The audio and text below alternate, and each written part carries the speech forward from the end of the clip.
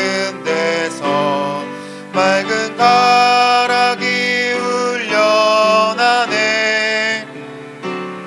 하늘 곡조가 언제나 흘러나와 내 영혼을 고이 싸네. 평화 평화로다 하늘 위에서 내려오네. 그 사랑의 물결이 영원토록 내 영혼을 덮으소서. 내 마음속에 솟아난 이 평화는 깊이 묻힌 보배로다. 나의 보화를 캐내어 가져갈 자 그 아무도 없으리라.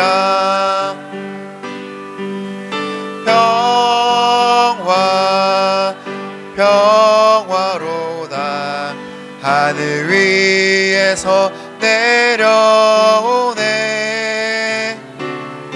그 사랑의 물결이 영원토록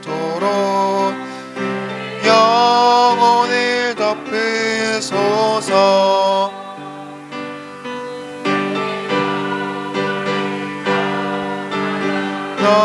넘쳐나는 주의 큰 복을 받음이라. 내가 주야로 주님과 함께 있어 내 영혼이 편히 쉬네. 평화 평화로다 하늘 위에서 내려오네. 그 사랑의 물결이 영원토록 내 영혼을 덮으소서.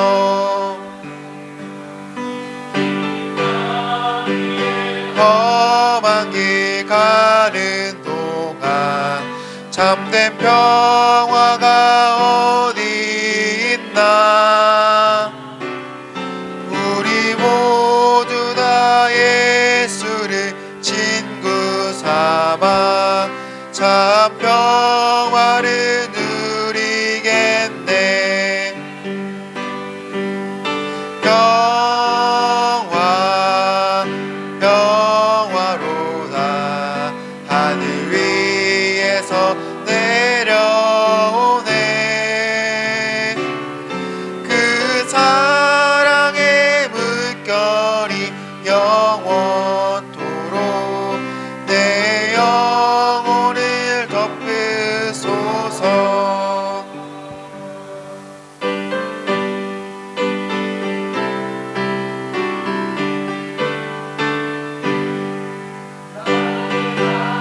길 나가도록 예수 인도하시니 내 주 안에 있는 긍휼 어찌 의심하리요. 믿음으로 사는 자는 하늘 위로 받겠네. 무슨 일을 만나든지 만사 형통하리라. 일을 만나든지 만사 형통하리라. 나의 갈 길 다가도록 예수 인도하시니 어려운 일 당할 때도 족한 은혜 주시네. 심히 고단하고 영혼 매우 가라나 나의 앞에 반석에서 샘물 나게 하시네. 반석 샘물 나게 하시네. 나의 갈 길 다가도록 예수 인도하시니 그의 사랑 어찌 큰지 말로 알 수 없도다. 하늘 날아갈 때에 영영 부를 나의 찬송 예수 인도하셨네. 영영 부를 나의 찬송 예수 인도하셨네.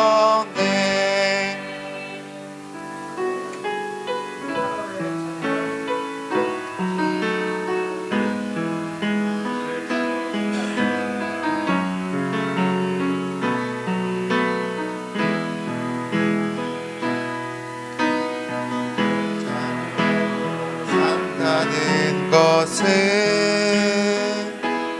그 가운데로 걸어가는 것, 그 속에서 진실하게 날 지키시는 그 손길을 경험하는 것,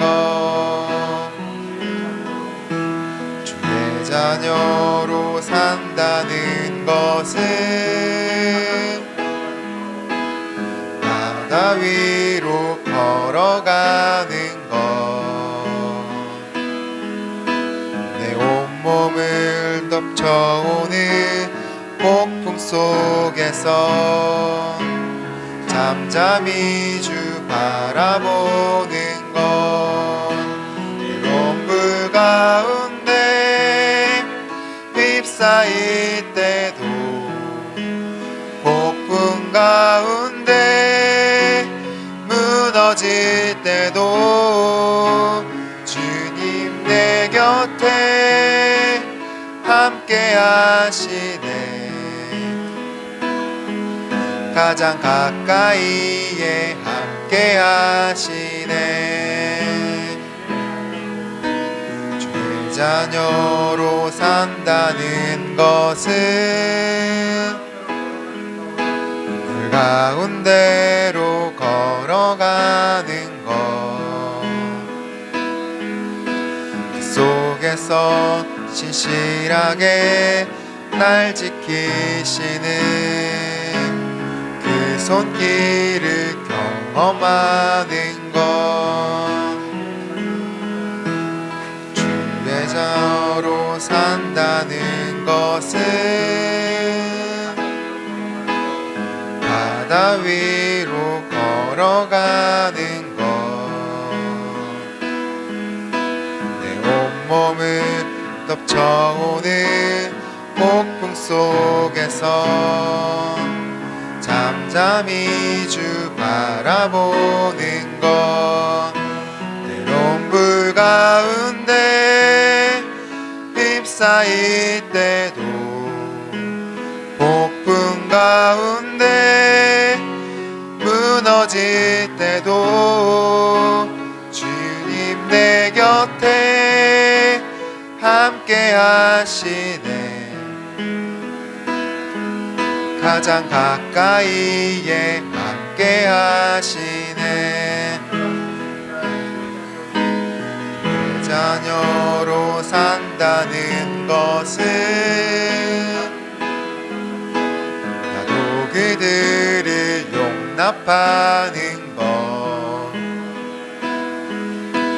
나를 달리신 십자가 사랑, 사랑으로 살아가는 것, 주의 자녀로 산다는 것은 주님과 함께 동행하는 것, 주께서 지신 십자가 기꺼이 지고 주와 함께 걸어가는 것, 때론 불가 휩싸일 때도 폭풍 가운데 무너질 때도 주님 내 곁에 함께 하시네. 가장 가까이에 함께 하시네. 때론 불 가운데 휩싸일 때도 폭풍 가운데 무너질 때도 주님 내 곁에 함께 하시네. 가장 가까이에 함께 하시네. 내가 걸어갈 때 길이 되고 살아갈 때 삶이 되는 그곳에서 예배하네. 내가 걸어갈 때 길이 되고 살아갈 때 삶이 되는 그곳에서 예배하네. 내가 걸어갈 때 길이 되고 살아갈 때 삶이 되는 그곳에서 예배하네. 부르신 곳에서 나는 예배하네. 어떤 상황에도 나는 예배하네. 부르신 곳에서 나는 예배하네. 어떤 상황에도 나는 예배하네.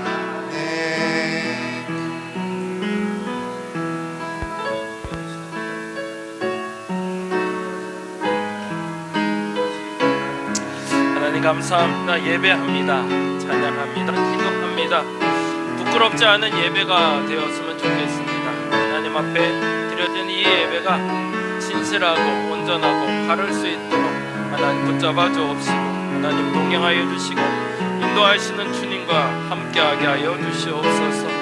하나님 미련 갖지 않게 하소서. 쓸데없는 것에 미련 갖지 않게 하시고 쓸모있는 것을 채우시는 하나님 앞에서 내 가장 필요한 것들을 채워가는 저들 되게 하시고 필요 없는 것들을 무모하게 집중하지 않게 하여 주시며 필요한 것들에 집중하며 채워가게 하여 주시고 무엇보다 하나님의 필요를 채울 수 있는 사람들 되게 하시고 우리의 필요도 함께 채워가는 우리가 되게 하여 주시옵소서. 하나님 기도하며 나아갑니다.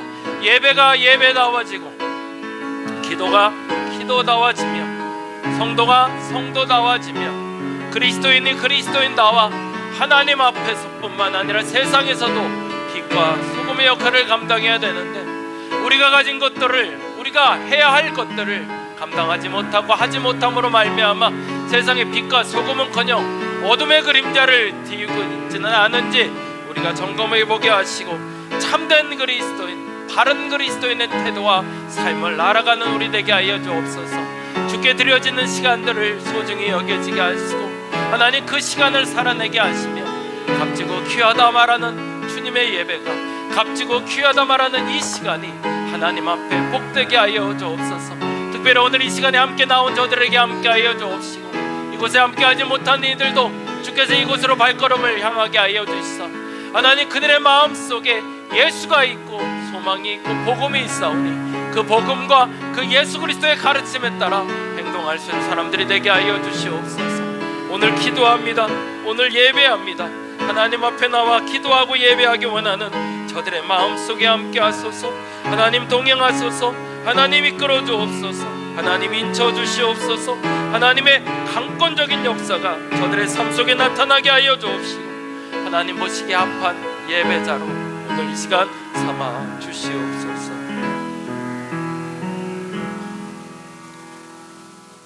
다같이 자리에서 일어나 우리 하나님 앞으로 나가도록 하겠습니다.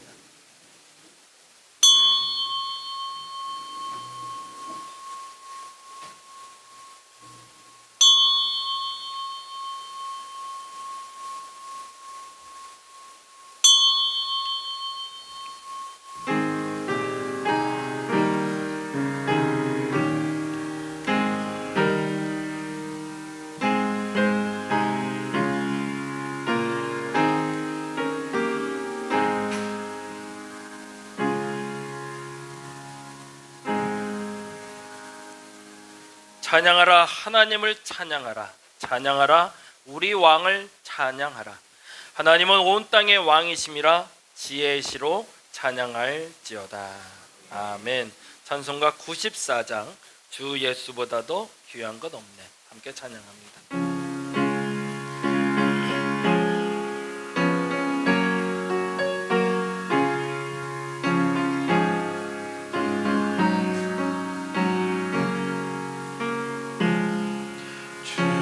예수보다 더 귀한 것은 없네.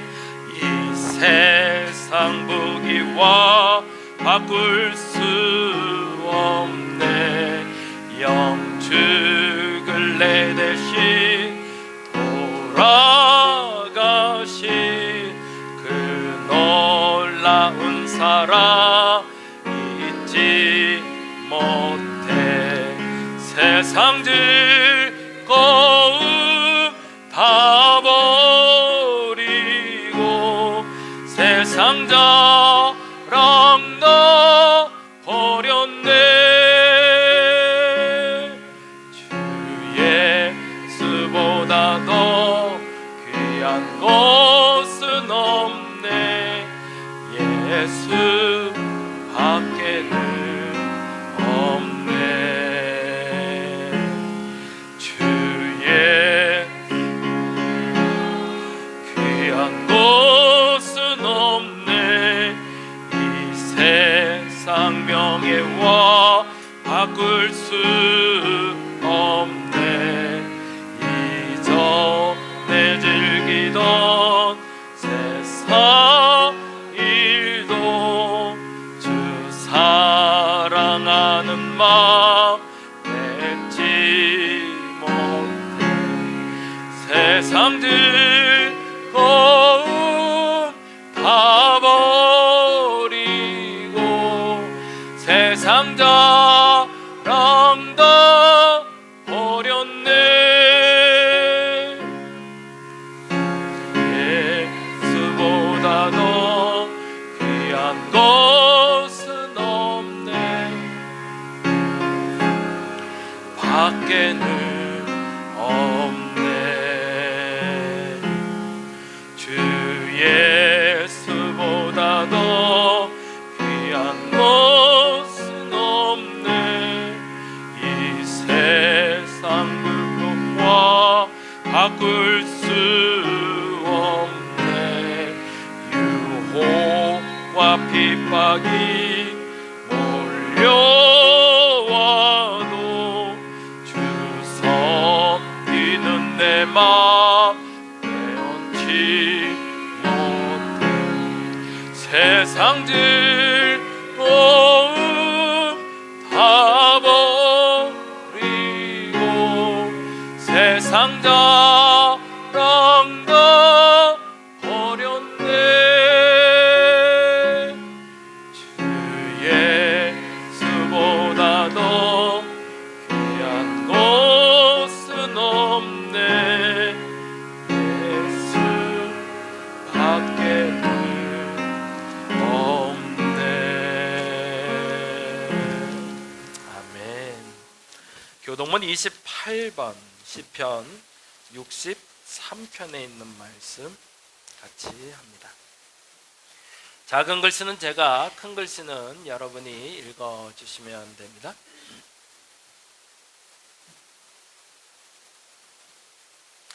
하나님이여, 주는 나의 하나님이시라. 내가 간절히 주를 찾되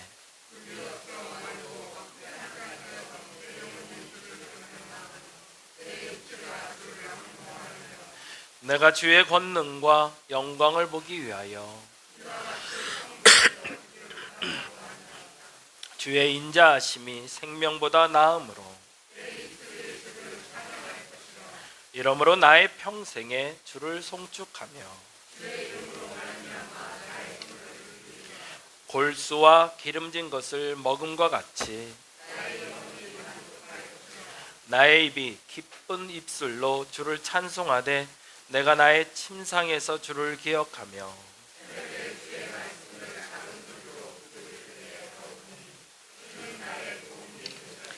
함께합니다. 내가 주의 나에게 그늘에서 즐겁게 부르리다.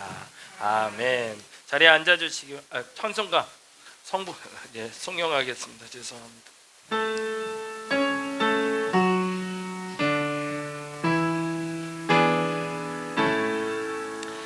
성부 성자와 성령 찬송과 영광 돌려 보내세.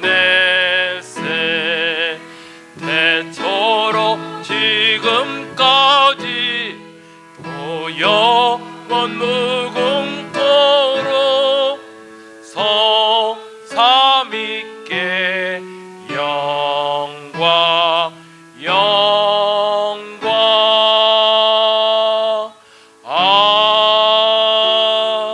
아멘. 자리에 앉아주시기 바랍니다. 찬송가 217장 같이 찬양합니다.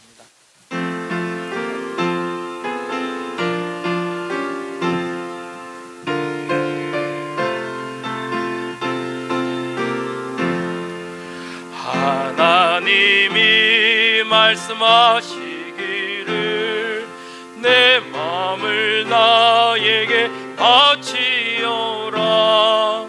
너 어디 있든지 날 섬기며 기쁘게 날 항상 의지하라. 바치어라 내 마음을 주께서 나에게 이르시네. 캄캄한 죄에서 불러내신 주께서 늘 인도하시리라. 그 주께서 말씀하시기를 내 마음을 나에게 다 바치고 사악한 죄에서 벗어나며 나 어찌 널 구하 않겠느냐. 바치어라 내 마음을 주께서 나에게 이르시되 캄캄한 죄에서 불러내신 주께서 늘 인도하시리라. 성령께서 말씀하시기를 가진 바 모든 것 다 맡기고 내 맘도 기쁘게 바치어라. 풍성한 은혜를 더하리라. 바치어라 내 마음을 주께서 나에게 이르시네. 캄캄한 죄에서 불러내신 주께서 늘 인도하시리라. 아멘.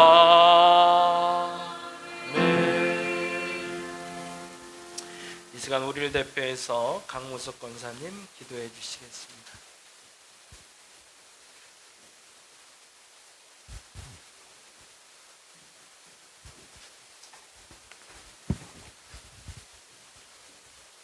기도하시겠습니다. 하나님, 우리들을 부르시고 지켜주심으로 이 시간 하나님께 예배를 드릴 수 있도록 허락하여 주셔서 감사합니다.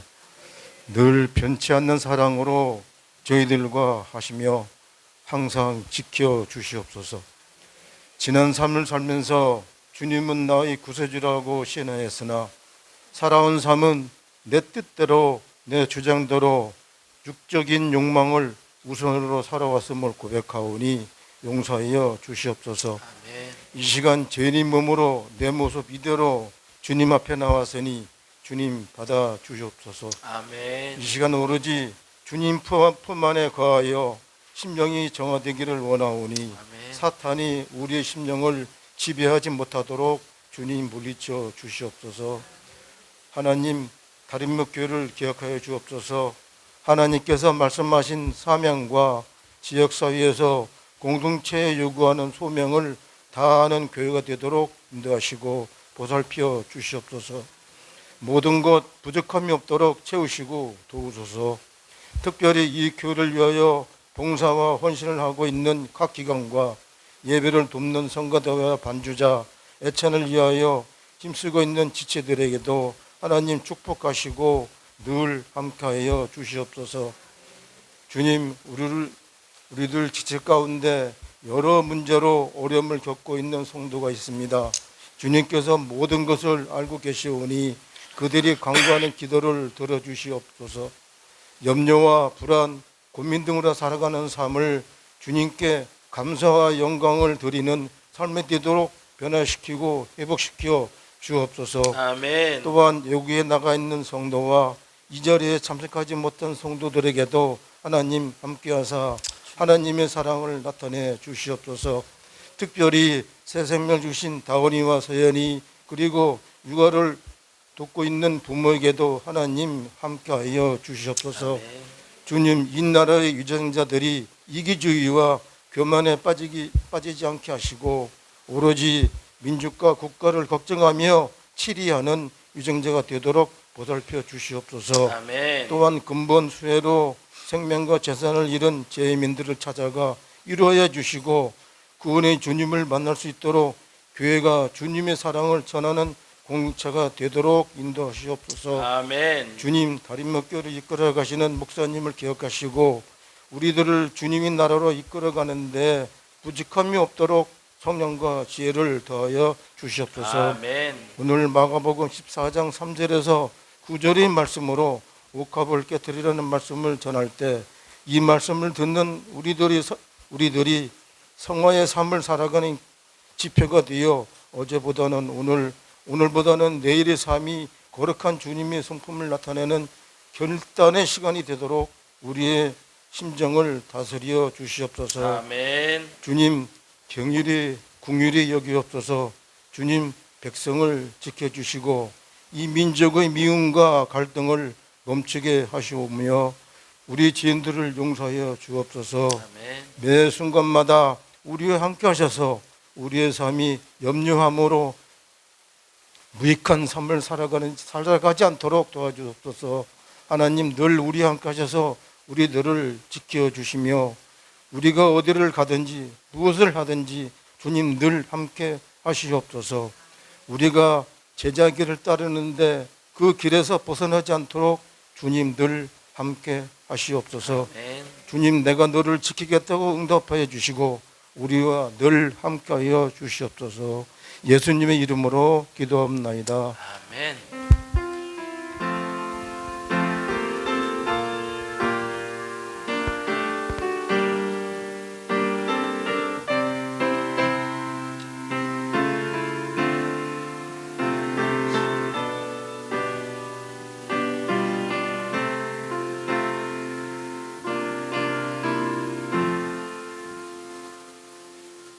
오늘 함께 볼 말씀은 마가복음 14장에 있는 말씀 함께 봅니다. 마가복음 14장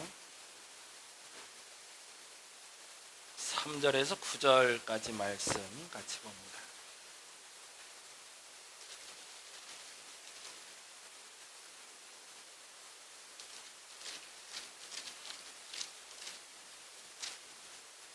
(79페이지) 신약 79페이지 전후에 있습니다. 마가복음 14장 3절에서 9절. 우리 자리에서 다 같이 일어나 같이 한 목소리로 천천히 읽도록 하겠습니다. 함께 읽습니다. 예수께서 배단이 나병 환자 시사하실 때에 한 여자가 매우 값진 향유 곧 순전한 한 옥합을 가지고 와서 그 옥합을 깨뜨려 예수의 머리에 부으니 어떤 사람들이 화를 내어 서로 말하되 어찌하여 이 향유를 허비하는가? 이 향유를 300데나리온 이상에 팔아 가난한 자들에게 줄 수 있었겠도다 하며 그 여자를 책망하는지라. 가만두라. 너희가 어찌하여 그를 괴롭게 하느냐. 그가 내게 좋은 일을 하였느니라. 가난한 자들은 항상 너희와 함께 있으니 아무 때나라도 원하는 대로 도울 수 있거니와 나는 너희와 항상 함께 있지 아니하리라. 그는 힘을 다하여 내 몸에 향유를 부어 내 장례를 미리 준비하였느니라. 내가 진실로 너희에게 이르노니 온 천하에 어디서든지 복음이 전파되는 곳에는 이 여자가 행한 일도 말하여 그를 기억하리라 하시니라. 아멘. 자리에 앉아주시기 바랍니다. 오늘은 옥합을 깨뜨려라는 제목으로 같이 말씀 나눌 텐데요. 우리 최동민 집사님 위해서 좀 기도 했으면 좋겠는데, 이게 우리나라 직장이라는 게 참 서글퍼요. 어쩔 수 없이 요번 주가 올해 마지막 예배예요. 이게 주일날 계속 근무를 하게 됐어요. 그래서 이제 특별히 이제 뭐 월차나 특별한 일로 이제 본인이 이제 휴가를 내면 예배를 드릴 수 있는 형태인데, 야간 근무하고 주간 근무를 번갈아가면서 하다 보니까 그래서 실질적으로 편하게 드리는 예배가 아마도 오늘이 올해로서는 마지막이 된 것 같습니다. 그래서 조금 안타깝긴 하지만 그럼에도 불구하고 뭐 신앙이 변화하는 사람은 아니지만 주일날 보지 못하는 시간이 길어질 것 같아서 오늘 잠깐 우리 뭐 앉으나 서나 긴 사람이고 큰 사람이라 이렇게 딱 보이니까 뭐 잠깐 앞으로 나올까요? 그냥 여기서 할까요? 네, 우리 최동윤 집사님 위해서 잠깐 제가 이걸 할게요. 잠깐 기도하는 시간 가졌으면 좋겠는데 모쪼록 그 주일날 근무하는 그 기간 동안도 주님과 교제하는 시간 되게 해달라고, 그리고 그 신앙과 그 삶을 주께서 지켜달라고 우리 최동민 집사 위해서 잠시 기도해 주시기 바랍니다. 다 같이 기도하겠습니다.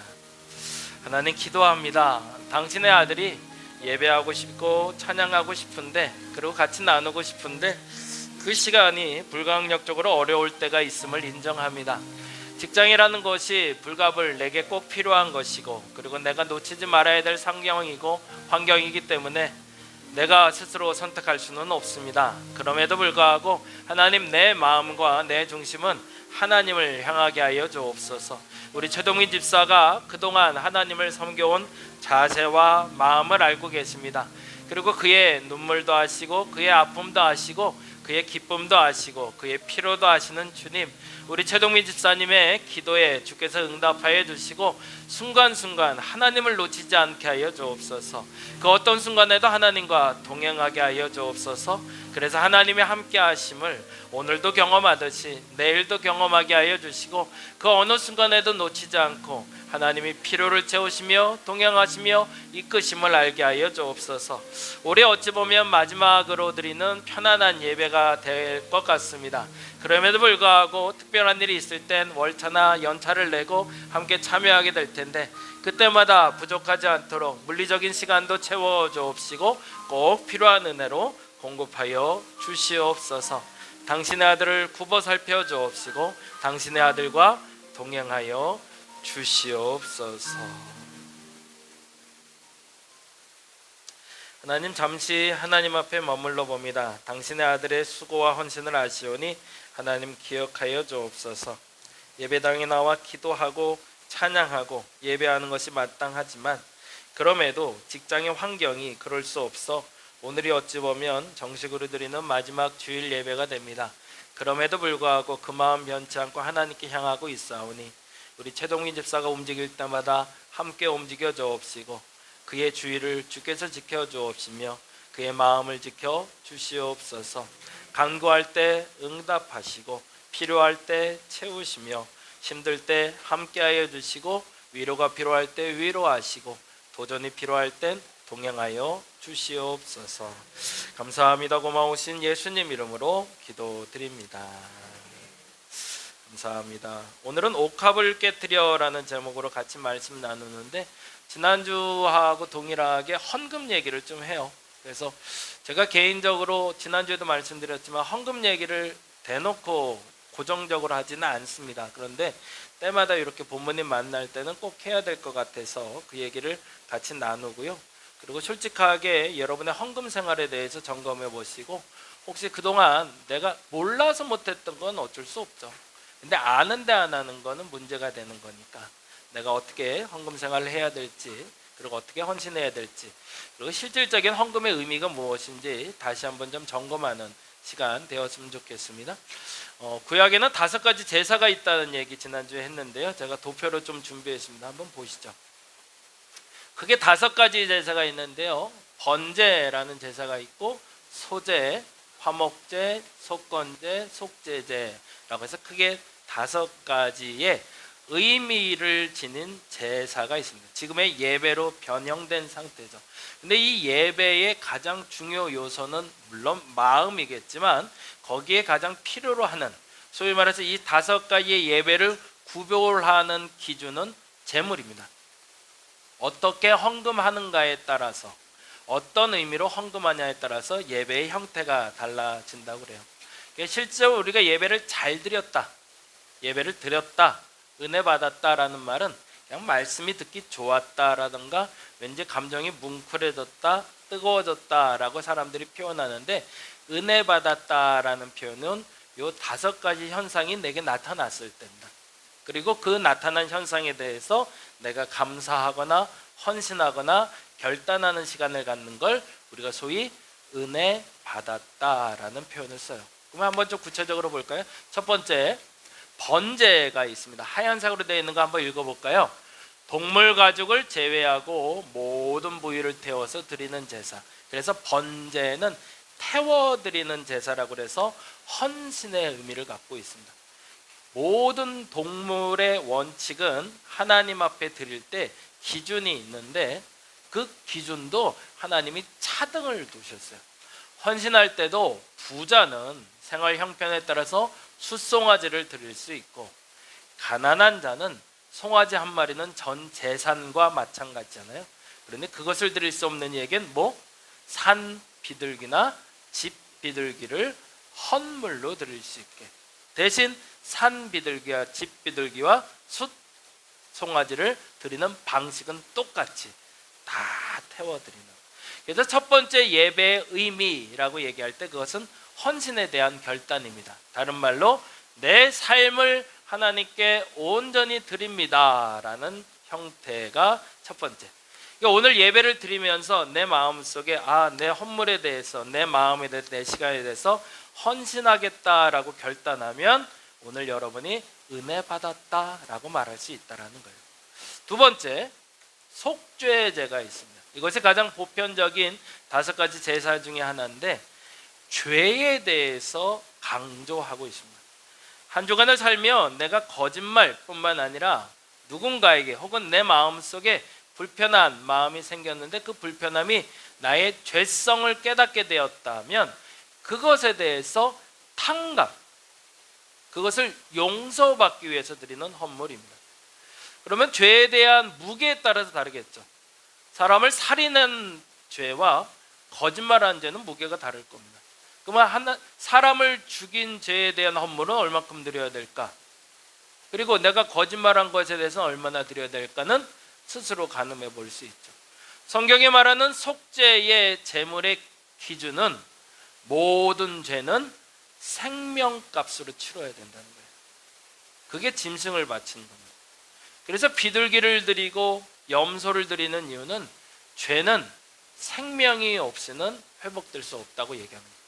나 대신 비둘기가 죽거나 염소가 죽거나 송아지가 죽는 것으로 그 생명값으로 대신하는 게 속죄의 의미가 됩니다.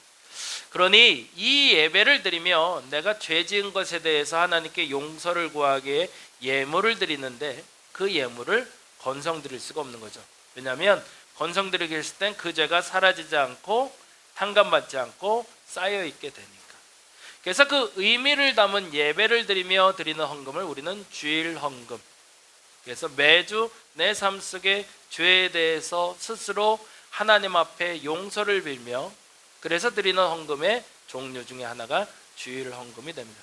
그리고 반면에 내가 예배를 드리다가 그 한 주를 살면서 죄 없이 살았거나 혹은 죄에 대해서 용서받았음에 대해서 감사해서 드리는 예물을 감사 헌금. 그리고 아무 탈 없이 무탈 없이 하나님께 나올 수 있게 되심에 감사. 아무 공로 없으나 나를 사랑해 주신 것을 알게 돼서 드리는 게 감사 헌금. 이렇게 됩니다. 세 번째, 속건제가 있습니다. 이거는 뚜렷한 죄에 대해서 범과가 드러났을 때입니다. 아까 속죄제는 내 마음속에, 남들은 몰라요. 내가 음흉한 생각을 했는지 나쁜 짓을 그늘진 데서 했는지 몰라요. 그런데 내가 죄를 깨달았을 때 드린 게 속죄제라면 이건 드러난 죄입니다. 누군가의 관계, 더 정확히는 하나님과의 관계나 혹은 그 누군가의 이웃과의 관계에서 내가 불결한 말을 했거나 더러운 말을 했거나 더러운 행동을 했거나 잘못된 말을, 더러운 행동을 했을 때 그에 대해서 하나님 앞에 죄를 인정하는 예배가 속건제입니다. 그래서 특별히 보상의 의미를 갖고 있습니다. 그래서 예배를 드리고 난 후에 이웃에게도 그에 합당한 보상을 해야 되는 거고 하나님께도 그 보상을 하게 되는 것이 속건제입니다. 뭐가 동일한 거죠? 둘 다 죄에 대해서 이야기하고 있죠. 그래서 이 죄의 문제를 해결하지 않고 오지 않았으면 좋겠다는 마음으로 예수께서는 형제와 만일 불화한 것이 있거든 그 불화한 것을 해결하고 예배 자리에 나오라고 이야기합니다. 그리고 만일에 이 자리에 나왔는데 그것을 깨닫게 된다면 예배 후에 그것을 해결하라고 하는데 그 기준으로 드리는 헌물, 그것을 헌금이라고 불렀다는 거죠. 다음, 화목제. 이건 조금 다른 의미인데 죄하고는 의미가 없습니다. 근데 감사한 건 내가 하나님과 조금 더 가까이 되고 싶어서 혹은 누군가와 화해하고 싶어서 특별히 잘못한 건 없지만 그 사람과 더 친밀해지고 싶어서 드리는 예배를 화목제라고 부릅니다. 화목제는 특별히 원칙은 소 한 마리를 드리는 게 원칙이지만 아까 말씀드린 대로 하나님이 지혜롭게 구별을 해놓으셨습니다. 그 재산에 따라 재산이 넉넉한 사람은 소 한 마리를 잡는 거고요. 역시 그렇지 않은 사람은 양이나 염소를 잡아도 된다고 되어 있습니다. 근데 원칙은 똑같습니다. 어떻게 되냐면 3일 동안 다 먹는 것이 원칙입니다. 그러면 그 먹기 위해서 방식은 이웃과 같이 잔치를 벌이는 거죠. 그래서 마을 잔치를 벌이거나 하나님 앞에서 예배를 드림으로 모든 고기를 나눠 먹고 그날 다 소비가 돼야, 화목제는 그렇게 얘기해요. 그래서 3일 안에 그 고기가 소비되지 않으면 이 화목제는 내가 받은 것이 아니다라고. 이건 누구든지 다 초대해서 음식을 나누면 식탁 교제를 하라는 거죠. 그러고서 뭐 하라는 거죠? 서로 화목을 더 하라는 것. 또 하나, 소제. 이건 좀 특별한 제사인데요. 이게 완전히 구별되는 제사로 짐승의 생명과는 관련 없는, 지금까지 예배, 번제, 속제, 속건제, 화목제는 모두 다 짐승을 드리는 제사였다면 이건 특별히 곡식을 곱게 빻아 드리는 제사로 번제를 드린 후에 소제를 드리게 돼 있고 속제제를 드린 후에 소제를 드리고 속건제 드리고 소제 드리고 화목제 드리고 소제 드리게 돼 있어요. 이게 어떤 의미일까요? 소제는 감사의 의미를 갖고 있습니다. 내 헌신을 받아주신 하나님께 감사, 내 죄를 용서해 주시니 감사, 이웃과 다시 회복하게 하시니 감사, 더 화목해 하시니 감사. 그래서 모든 예배의 원칙은 주일 예배를 하는 것이 원칙이고 예배 헌금을 하는 것이 원칙인데, 주일 헌금의 본질적인 의미는 내가 죄 가운데 살다가 하나님 앞에 나왔사오니 용서해 달라는 의미가 강하다면, 감사 예물은 그 한 주를 지켜주신 하나님에 대한 감사의 형태가 됩니다. 반드시 원칙은 본래 과거에는 그 주일 헌금을 드리듯이 기본적인 죄에 대한 탕감의 예물을 드리고, 그리고 또 하나 그것에 대한 감사 예물을 드리는 것이 원칙입니다. 여러분은 어떤 감사를 하고 있는지, 어떤 감사 헌금을 지금까지 해왔는지를 한번 점검해 보시면 좋을 것 같아요. 요지는 다음과 같죠. 다음. 그리고 나서 방식은 이렇게 되는데요. 첫 번째는 화제라고 해서 불로 태워드리는 방식이 있었고, 두 번째는 거제라고 해서 이렇게 높이 올리는 겁니다. 하나님께 드립니다 라는 형태로 이렇게 드리는 방식이 있고, 또 요제는요, 곡식을 이렇게 털듯이 이제 흔들면서 드리는 예배를 요제, 그리고 마지막에 전제라는 말은 부어드리는 제사라고 합니다. 포도주나 이런 그 물로 된 제물을 하나님께 부어드리는, 그리고 피도 이렇게 쏟아버리는, 그래서 그거를 전제라고 하는데, 말씀드린 대로 모든 예배의 원칙은 다음과 같습니다. 같이 한번 읽어볼까요? 같이 읽겠습니다. 제사의 중요한 요소인 헌물은 죄에 대한 속죄의 의미와 감사와 헌신의 의미를 지운다. 그래서 구원파라는 잘못된 이단에서는 한 번 죄를 용서받으면 영원히 죄를 짓지 않는다고 얘기해요. 그래서 그걸 이단이라고 부릅니다.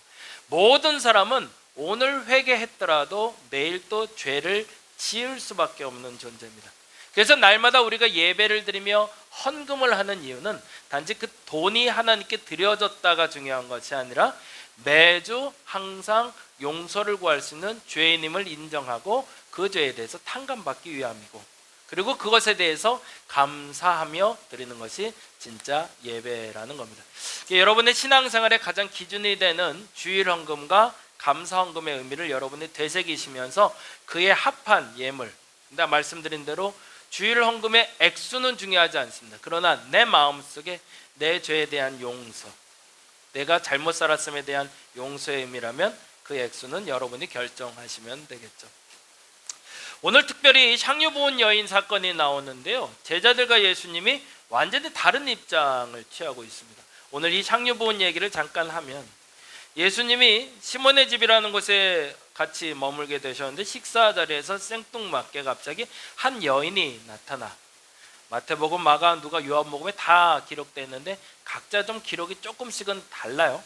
어떤 본문에선 머리에 기름을 부었다, 어떤 본문에선 다리에 부었다, 그리고 머리로 닦았다, 뭐 여러 가지 내용과 의미가 있는데 기억에 따라 조금 좀 다를 수는 있고, 중요한 것은 식사 자리였는데 그 식사 자리에 300데나리온, 좀 이따 말씀드립니다. 어마어마하게 비싼 금액의 향유, 여성이 갖고 있는 향유를 가지고 와 예수께 부어서 그것으로 자신의 헌신을 표현했던 여자의 이야기입니다.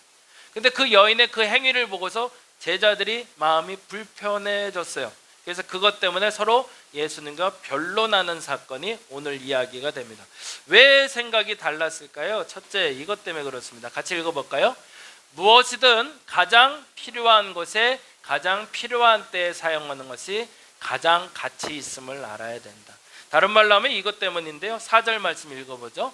어떤 사람들이 화를 내어 서로 말하되 어찌하여 이 향유를 허비하는가 라고 얘기해요. 허비라는 말은 낭비한다는 거죠. 왜 쓸데없이 그걸 버려? 심지어 5절 같이 읽어볼까요?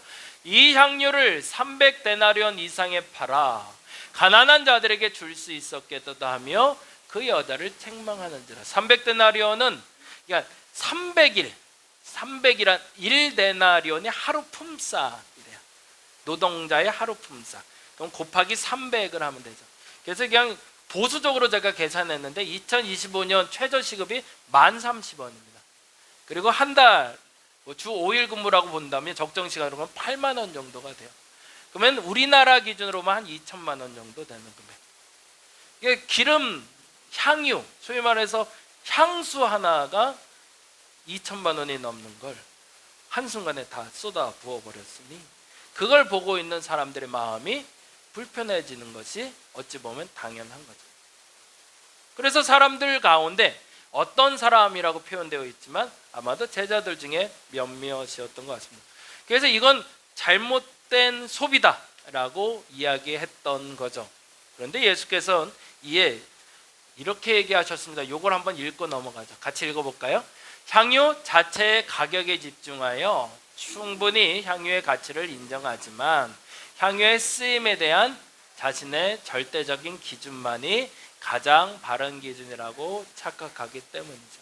교회 헌금하기가 어려운 이유는 헌금의 절대 가치를 내가 인정하지 못하기 때문에 그렇습니다. 내가 세금도 내고 쓸 것도 많은데 굳이 하나님께 11조, 감사, 주일헌금, 야 이거 낭비 아니야? 돈이 줄면 가장 먼저 줄여야 될 게 뭘까? 그래서 예전에 교회들의 가장 말썽이 그거였죠. 코로나 때도 마찬가지였고요. 코로나 때 제일 먼저 줄인 게 뭘까요? 교회 예산 중에 선교비. 외국으로 보냈던 선교비를 제일 1차적으로 먼저 줄였어요. 왜냐하면 내가 살기 힘든데 남도 겠냐고. 그리고 두 번째 줄인 게 뭘까요? 인건비였습니다. 그래서 목회자들, 교회 직원들을 다 잘랐어요. 왜? 할 일이 없으니까. 그냥 매대 머물러 있는 그 사람들에게 돈이 나가는 게 싫었던 거죠. 그래서 교역자들, 저 이제 전도사님들, 목사님들 중에, 그리고 이제 사역자들 중에 이제 전도사님뿐만 아니라 이제 사무 직원들도 다 정리하고, 그리고 코로나 때 시작이 됐었어요. 절대 가치의 기준이라고 말할 수 없고 상대적인 가치였던 거죠. 무엇이 우선이냐라고 말할 때 그 우선순위가 달랐던 거죠. 물론 상류 300데라니온 2천만 원짜리 향수를 깨서 버렸다는 게 낭비처럼 보일 수도 있습니다. 그 가치만 본다면. 근데 예수께서는 그 가치가 이렇게 쓸 때 중요하다는 거죠. 같이 보죠. 6절 말씀 같이 읽어보겠습니다. 예수께서 이르시되 가만두라. 너희가 어찌하여 그를 괴롭게 하느냐? 그가 내게 좋은 일을 하였느니라. 무슨 말일까요? 예수께서는 지금 이 순간에 그때 쓰이는 게 가장 가치 있다고 얘기하는 거죠. 똑같은 물질을 가지고도요, 그 물질을 어떤 곳에 어떤 때에 쓰이냐에 따라서 그 가치가 달라집니다.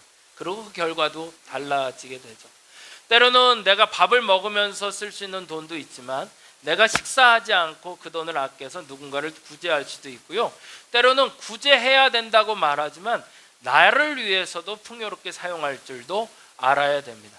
그 기준은 절대적이지 않다는 걸 여러분이 인정하시기 바랍니다. 그래서 여러분이 가진 것 중에 귀하고 값진 것이 어떤 곳에서 어떤 시간에 쓰여야 되는지를 분명히 깨달아 아는 저와 여러분 되었으면 좋겠습니다. 예를 들면 이런 건데요, 전도용품에 대해서 잠깐 말씀드릴게요. 우리가 신창 아파트 490세대 맨날 전도했잖아요. 오늘 설교가 조금 길어요. 죄송합니다. 미리 양해 구하고 가요. 네. 하루에 제가 50개 정도씩을 매일 전도를 용품으로 들고 나갔어요. 그래서 30일 동안 전도해요. 30일 전도라는 건 뭘까요?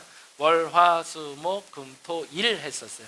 우리 최동민 집사도 그렇고 최병조 권사님도 예전에 우리 이렇게 나오지 않고 저희 신창 아파트에 있을 땐 주일 예배 전에도 전도하러 갔어요. 그래서 주일 예배 전에 사실 별로 할 일이 없었거든요. 그래서 10시쯤 모이면 우리 최병조 권사님하고도 같이 나가기도 하고 우리 최동민 집사하고 나가서 각 상가 돌면서 전도용품 이렇게 전달했어요. 그리고 한 30분 정도 전도하고 와서 예배 드렸어요. 수치상으로 보자면 그렇게 하니까 18,000장 정도 1년에 돌린 게 되더라고요.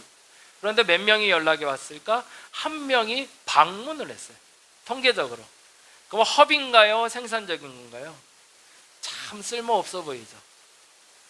근데 그게 절대 가치로 보자면 달라지더라는 거죠. 그 18,000장, 그 매일 그 수고와 애씀에 따라서 값어치가 너무 작다라고 얘기하지만 성경적으로 얘기하자면 한 영혼을 구원할 수 있는 계기가 마련됐으니 그것이 귀하다는 거죠. 이게 체감이 안 되는 분들은 이 말하면 조금 더 이야기가 될 것 같은데요, 하나를 키울 때 필요한 비용이 얼마요? 3억 3,500만 원이 필요한답니다. 한 사람을 키우는데 기본적으로 몇 살까지? 대학 가기 전까지, 대학 가서는 나중 얘기고 18세까지. OECD 국가 중에 우리나라가 최고로 많대요. 평균적으로 들어가는 비용이 월 140만 원. 이제 다원이를 위해서는 그렇게 살아야 돼요.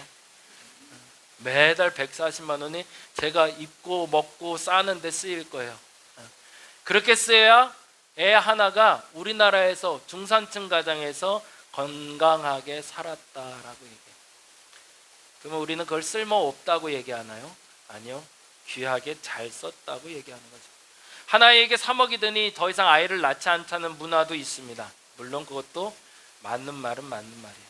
근데 아이를 낳아보시고 키워보신 분들은 알겠지만 한 아이의 자산이 3억, 그러면 그 이상의 가치를 우리는 분명히 알고 있죠. 그 3억이 아까워서 아이를 안 낳고 그 3억을 나를 위해서 쓴다고 해서 그 사람을 잘못됐다고 말할 수는 없습니다. 그러나 어떤 사람이 어떤 가치를 가지고 돈을 쓰는지는 함부로 평가할 수는 없다는 얘기죠. 둘째, 우리가 알아야 될 건데요, 같이 읽어볼까요? 가난한 자들을 위한 헌신과 교회에 드리는 헌물은 반드시 구별되어야 됩니다. 이걸 또 착각하는 분들이 있는데요, 이건 굉장히 보수적인 얘기인데요, 큰 교회들이 왜 이렇게 사람들을 안 돕지? 큰 교회들이 선교를 위해서 좀 쓰고, 구제를 위해서만 돈만 쓴다면 참 좋겠는데, 야, 저 교회에서 저렇게밖에 안 해? 라는 말 많이 해요. 저도 그것도 되게 불편해요. 그래서 칭찬받던 교회들 보면 선교비로 50% 이상 쓴다, 뭐 30% 이상 쓴다. 그래서 그거를 어떤 목표치로 정해놓고 하는 교회들도 있어요. 맞아요. 선교도 해야 되고 전도도 해야 되고 문화활동도 해야 돼요. 그런데 중요한 건 거기에 쓰이는 가치 있는 헌금과 교회에 드려진 헌금은 구별돼야 됩니다. 그래서 예를 들어서 뭐 구제 헌금을 한다고 해서 서로 이제 합력해서 목적 헌금을 받기로 했어요. 그러면 그때 드려야 될 11조에서 조금 더 빼서 이쪽으로 내고 11조는 좀 줄이고, 이건 아니라는 얘기입니다. 오늘은 주일 헌금 해야 되는데 목적 헌금 한다고 하니 오늘은 주일 헌금 안 하고 목적 헌금만 해야지, 이건 아니라는 얘기죠. 그건 구별돼서 드리는 게 맞습니다. 왜요? 이것 때문에 그렇습니다. 7절 말씀에 이렇게 되어 있거든요. 같이 읽어볼까요? 가난한 자들은 항상 너희와 함께 있으니 아무 때나도 원하는 대로 도울 수, 불편할 수는 있어요. 그러나 가난한 자를 위한 돕는 헌금은 지속적으로 해야 된다는 말이 맞습니다. 그런데 더 중요한 건 나는 너희와 항상 함께 있지 않냐, 그 때가 있다는 거죠. 그래서 그 때에 맞게 교회를 위한 헌금과 그리고 가난한 자를 위한 헌금을 해야 됩니다. 제가 이번에 새벽 예배 하면서 내내 이번 일주일 동안 계속 고민을 좀 했는데, 우리는 어떻게 도와야 될까? 가난한 자들을, 더 정확히는 우리가 구제헌금을 어떻게 사용해야 될까, 좀 룰을 정하자는 얘기를 제가 새벽에 했어요. 오늘 이제 회의하면서 결정을 하려고 하는데, 제 나름대로의 기준을 먼저 제안을 드립니다. 그리고 같이 좀 정리해 봤으면 좋겠는데, 첫째는 이것인데요. 첫째 읽어볼까요? 일시적 가난에 대한 구제가 반드시 이루어져야 됩니다. 이번에 제가 계속 통계를 내고 홍수 통계도 가르쳐 드렸잖아요. 그래서 홍수 피해를 얼마큼 받고 그래서 많이 힘들다는 얘기 많이 했는데요. 근데 또 하나 제가 간과했던 걸 알게 됐어요. 아주 산불 피해 봤던 분들의 정리가 안 됐다는 거예요. 이게 사람이 이상해요. 기억이 자꾸 잊혀지는 거죠. 전에 있던 일보다 지금 일이 더 급한 것도 맞아요. 근데 지금 일어난 일 때문에 전에 있었던 일에 대해서는 잊어버리는 일들이 벌어져요. 안타깝게도 우리가 너무나 잘 아는 대로 산불 피해를 봤던 데가 고스란히 홍수 피해도 봤습니다. 그건 너무나 당연한 거죠. 산불이 나서 나무가 다 타버렸으니 거기에 그 물을 막을 수 있는 방법이 없으니 고스란히 그냥 그대로 나름대로 재건한다고 해놨는데 비가 또 와서 도로, 이런 경우들이 많았고, 그런 피해는 아직도 지속되고 있다는 거죠. 근데 중요한 건 이런 분들의 피해는 일시적인 가난이 찾아온 것이지 장기적인 가난은 아니라는 거죠. 그래서 일회성 혹은 이회성으로 우리가 정해놓고 적정한 헌물로 그들을 돕는 건 맞는 얘기입니다. 근데 또 하나 중요한 게 있습니다. 절대적 가난에 대한 구제가 있습니다. 이 얘기는 저는 매우 강조하는 편인데요. 제가 전라도 곡성에서 목회할 때 보니까 이거 얘기가 진짜 길어지는구나. 너무 죄송합니다. 오늘은 진짜 길어지겠네. 정말 죄송합니다. 네. 절대적 가난이라는 건 뭐냐면, 제가 전라도 목회할 때 보니까 알겠더라고요. 시골 교회를 목회했는데 한 80가정 정도 모이는 교회였어요. 80가정 정도 있는 마을이었어요. 그 마을에서 제가 한 40명 정도의 성도가 만들어졌어요. 그러면 안정돼야 되잖아요. 근데 헌금이 300이 안 돼요. 1년에 한 달에 30만 원이 채 헌금이 안 돼요. 이유는 그들이 다 기초생활수급자예요. 그리고 할머니 한 분, 할아버지 한 분이 사세요. 하루에 헌금이 나올 때는 많게 나올 때 한 분이 뭐 3,000원에서 5,000원 내실 때가 많은 거예요. 때로는 그걸 못 가져오는 분들은 제가 농담반 진담반도 얘기했지만 마늘종을 갖다가 내세요. 아니면 배추 갖다 놓고 가세요. 헌금이라고. 그러면 그건 헌금 개수가 안 되잖아요. 절대적으로 그 가난을 벗어날 수가 없는 교회들이 있어요. 그건 물리적으로 우리가 지속적으로 도와야 돼요. 이거 두 가지는 기억하시고, 세 번째, 교회에 대한 지원과 지역에 대한 지원은 우리가 좀 구별을 해야 됩니다. 팔이 안으로 굽는다고 교회만 지원하면 안 되겠죠. 근데 교회뿐만 아니라 법당들도 피해를 받거든요. 다른 종교의 사람들, 예수 믿지 않는 사람들도 피해를 받거든요. 그래서 그거는 우리가 구별해서 도울 필요가 있죠. 교회를 위한 필요는 뭘까요? 다음과 같은데요. 긴급 필요 뭘까요? 지금처럼 산불, 수해, 재난 지역에 우리가 긴급적으로 필요를 채워야 됩니다. 좀 이따 이제 광고 시간에 말씀드릴 건데 거기를 결정하고 하려고 해요. 여러분이 좀 마음 모아주시면 좋겠는데, 두 번째는 장기 필요, 말 그대로 아까 말한 대로는 절대적인 가난. 그 가난한 교회는 우리가 지속적으로 미자립 교회, 선교지 지속적으로 도와야 된다. 세 번째, 정기 필요. 정기적으로 우리가 꾸준히 규칙적으로 하는 것도 있어야 된다는 거죠. 근데 정말 중요한 건 무의미한 축적이 금물이라는 걸 우리가 망각하게 됩니다. 이렇게 자꾸 헌금을 하다 보니 교회에 돈이 쌓여요. 그러면 죄를 짓게 되는 거죠. 그래서 쌓아놓는 헌금이 아니라 뭐 때문에 헌금하는 거죠? 필요에 대해서 헌금하는 거예요. 정기적인 필요는 저희 교회도 관리비가 필요해요. 돌아가는데 운영비가 필요해요. 이건 정기적으로 해야 되는 헌금인 거죠. 그래서 이 부분은 여러분이 구별해서 하나님께 드리시기 바랍니다. 그래서 우리의 헌금이 이렇게 되죠. 주일 예배 아까 말한 대로 죄사함이나 감사, 11조는 채우심에 대한 감사, 목적 헌금으로 감사, 구제, 후원, 건축 등을 하는데, 감사와 구제, 후원, 건축의 원칙은 여러분이 이렇게 잡으셔야 돼요. 내가 가지고 있는 것 중에 이 표현 제가 되게 좋아하는데, 내 거 아니라고 여겨지는 거.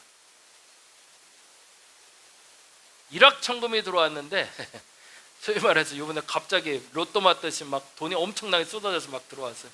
근데 내가 감당할 돈이 아니야. 이건 내 거 아닌 것 같아. 그럴 땐 누굴 나누라고 주는 돈이라고 여러분이 믿으셔야 된다고 결단하셔야 된다는 거예요. 근데 꼭 필요할 때 하나님이 주셨어요. 저는 그거는 맞다고 봐요. 그 돈에서는 꼭 11조를 할 필요가 없습니다. 그 돈에 딱 맞춰 들어왔다면 그건 있는 그대로 사용하셔도 됩니다. 중요한 건 목적 헌금, 주일 헌금, 11조의 기준은 비움과 나눔의 기준이라는 것 여러분 기억하시면 좋겠습니다. 셋째, 요거까지만 하고 빨리 쭉 넘어갈게요. 셋째, 같이 읽어보겠습니다. 물질의 진심이 아니면 뇌물이고요, 물질과 진심이 담기면 선물이 됩니다.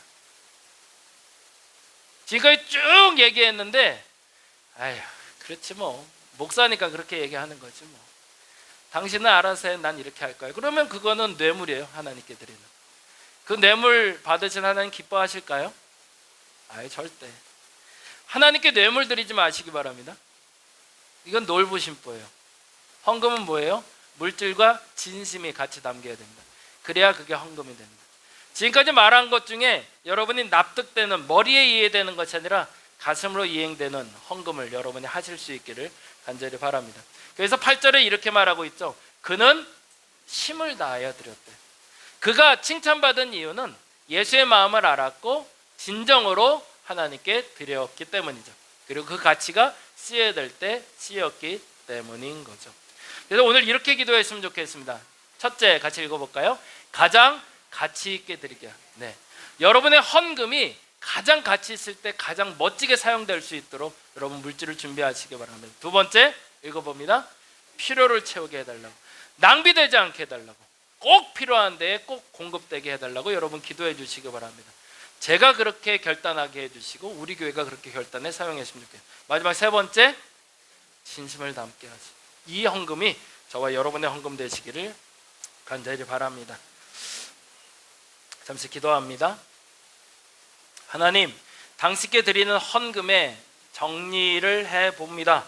내가 진짜 헌금을 하고 있는지, 잘못된 헌금을 하고 있는지 되돌아보게 하시고, 지금까지 몰라서 못했던 것들은 다음 주부터라도 내가 정리하고 점검해서 진짜 예물 하나님께 드리게 하여 주시옵소서. 감사합니다. 고마우신 예수님 이름으로 기도드립니다.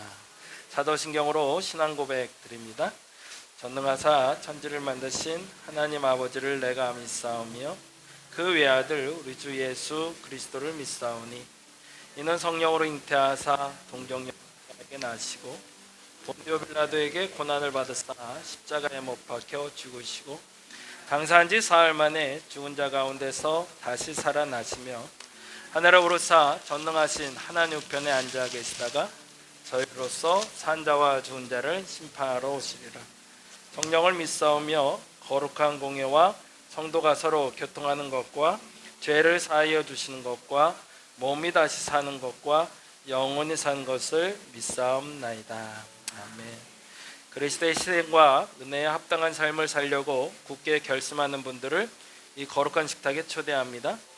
겸손한 마음으로 이 성만찬 예전에 참여하시기 바랍니다. 잠시 기도하겠습니다. 전능하신 창조자 하나님, 언제 어디서나 주님께 감사드림이 지극히 당연하고도 기쁜 일입니다. 저희를 하나님의 형상대로 창조하시어 생명의 숨을 불어넣으사 주님의 영광을 드러내게 하셨습니다. 때로는 저희가 주님에게서 멀리 떠나도 주님은 한결같이 저희를 사랑해 주시고 구원의 바른 길로 이끌어 주십니다. 앞을 잠시 봐주실까요? 주님께서 당신의 몸을 내어주던 밤 떡을 손에 드시고 감사 기도를 드리신 후에 떼어 제자들에게 주시며 말씀하셨습니다. 받아 먹어라. 이는 너희를 위해 내어주는 나의 몸이니 이를 행할 때마다 나를 기억하여라. 식후에 주님께서는 잔을 드시고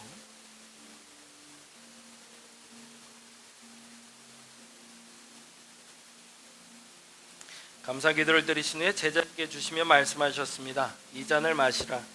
이는 죄사함을 얻게 하려고 많은 사람을 흘린 새 언약의 피니 이를 행할 때마다 나를 기억하여라. 성령 인재의 기원을 드립니다.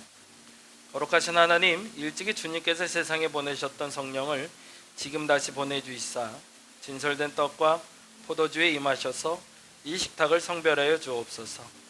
또한 성령께서 여기 모인 저희 위에 함께하사 이 떡과 포도주로 영원한 생명의 양식이 되게 하시며 이를 먹고 마심으로 그리스도의 새로운 몸을 입어 세상을 변화시키는 능력이 되게 하옵소서.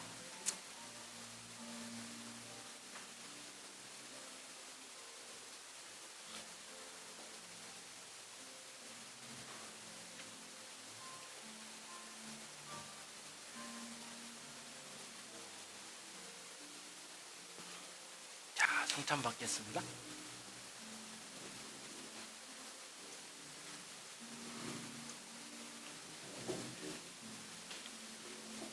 그리스도의 몸입니다.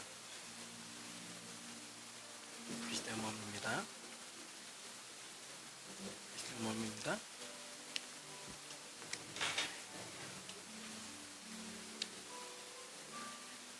그리스도의 몸입니다. 그리스도의 몸입니다. 그리스도의 몸입니다. 너무 작다. 그리스도의 몸입니다. 더 먹어요. 그리스도의 몸입니다. 그리스도의 몸입니다.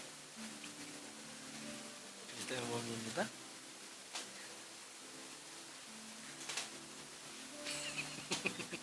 그리스도의 몸입니다. 그리스도의 몸입니다. 그리스도의 몸입니다. 그리스도의 몸입니다.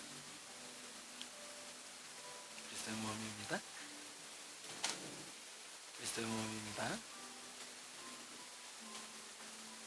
그리스도의 몸입니다. 그리스도의 몸입니다.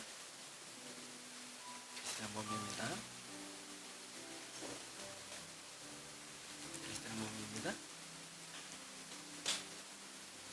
그리스도의 몸입니다.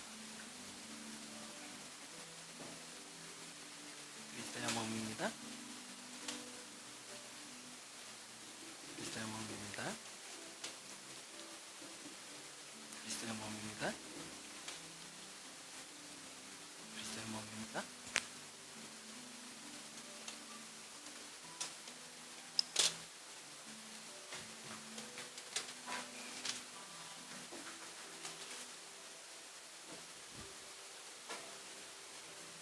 함께 주기도문 합니다.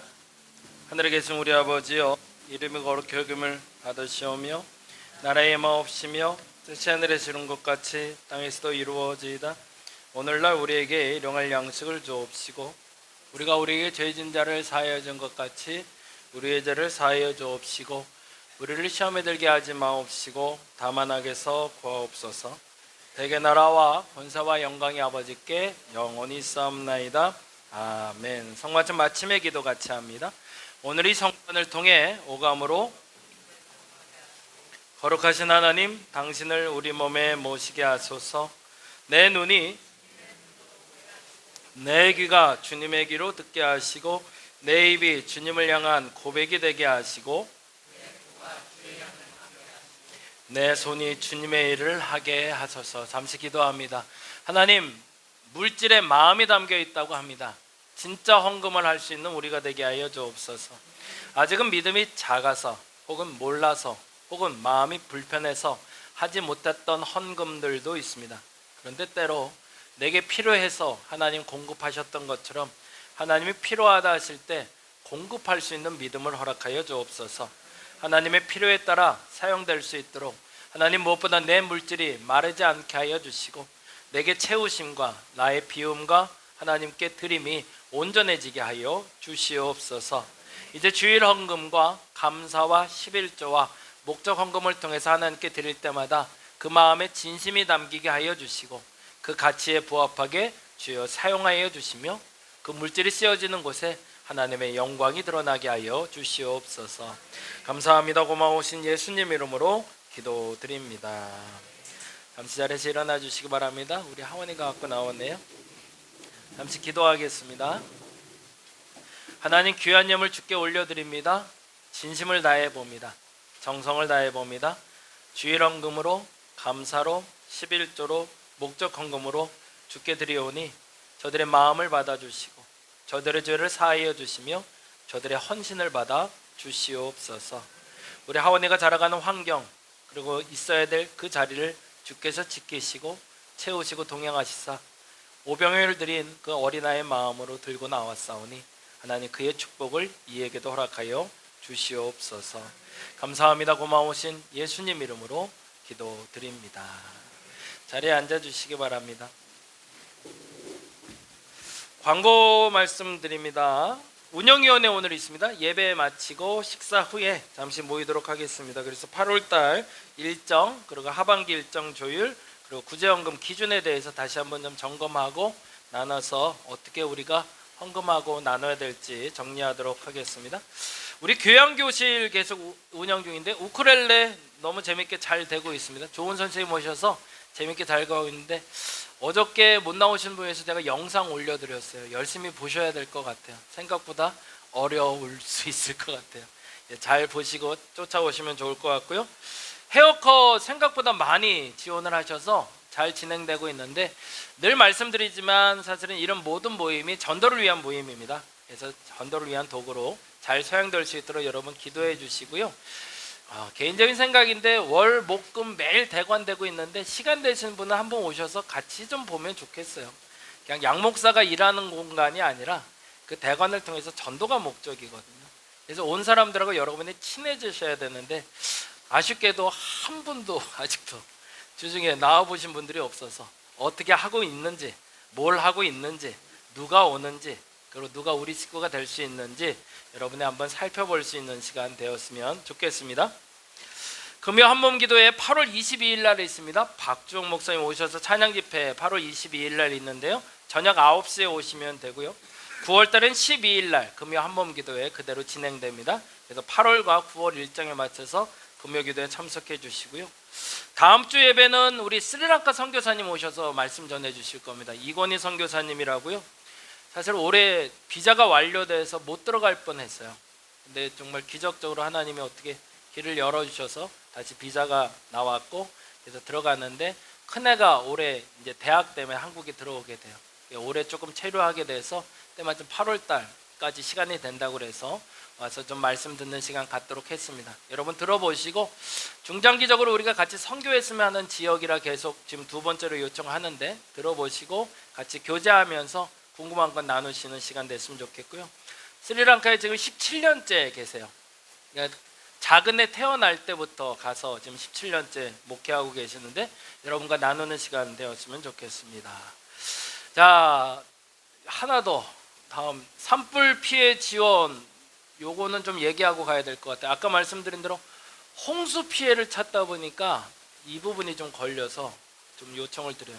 안동 지역 지난번 말한 대로 피해가 많이 심했잖아요. 6개 교회가 피해를 입었는데 아직도 해결이 잘 안 된 것 같아요. 그래서 거기에 지금 딜리버리 프로젝트라고 지난번에 우리 와서 찬양 집회했던 그분들이 6교회 연합 예배를 오늘 이 시간에 지금 드리고 있다고 합니다. 한 200명 정도를 모아놓고 찬양하고 좀 이렇게 막 하고 싶다고. 그래서 6교회에 어떻게 도와야 되나 그때 이게 너무 많잖아요, 분량이. 그래서 일단은 한 교회마다 50만 원씩을 자기들이 지원금을 책정했다고 그러더라고요. 그래서 거기에 50만 원을 좀 더하면 어떨까? 그래서 우리가 그 더한 50만 원을 해서 300만 원 정도를 지원하는 걸로 일단 생각을 하고 있습니다. 그래서 지금 6교회에 50만 원씩이 아니라 100만 원씩 지원할 수 있도록. 그래서 그날 오늘이죠. 오늘 참석한 교회들의 담임 목사님께 100만 원을 지원해 드려서 그 교회 성도들 그리고 그 교회 필요를 좀 채울 수 있는 시간을 가져보려고 합니다. 사진 잠깐 보여드릴게요. 이렇게 되어 있습니다.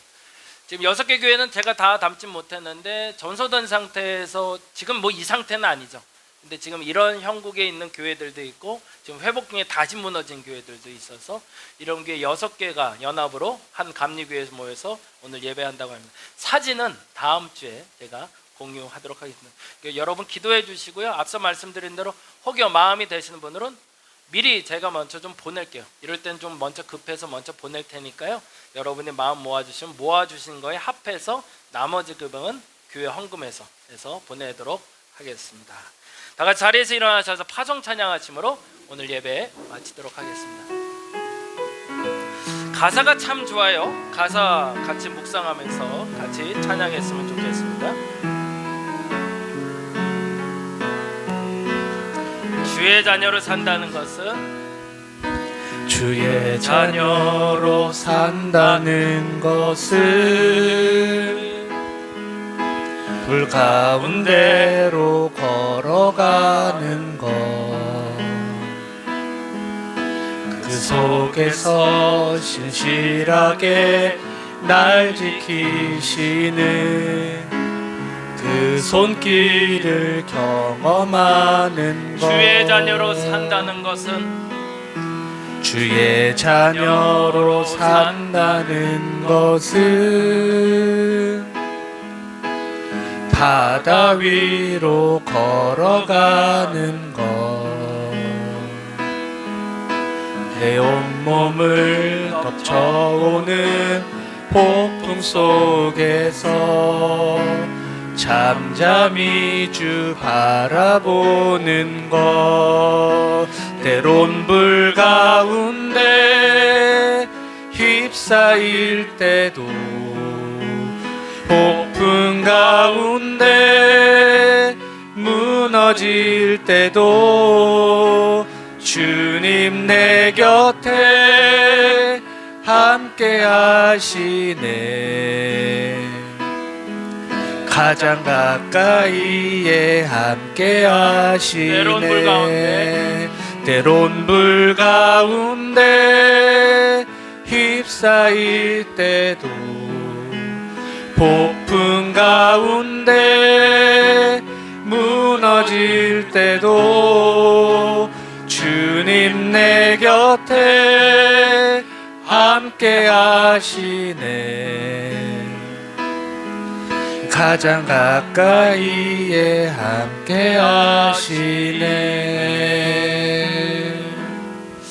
이제는 우리 주 예수 그리스도의 은혜와 아버지 하나님의 극진하신 사랑하심과 성령님의 감화, 감동, 교통 역사하심이 우리가 드려진 헌금에 우리의 마음이 있음을 알고 우리가 돕는 그 헌물에 사람의 생명이 담겨 있음을 알고 우리의 죄값도 있음을 알아 진심으로 정성으로 예물을 드리며 하나님 앞에 온전한 예배자로 서기 원하는 저들에게, 그리고 오늘 함께하지 못한 이들, 그리고 함께하고 싶었으나 여러 가지 사정으로 앞으로 못하는 이도 주께서 기억하시고 함께 축복받기 원하는 저들에게 지금부터 영원토록 함께하옵시기를 간절히 축원하옵나이다.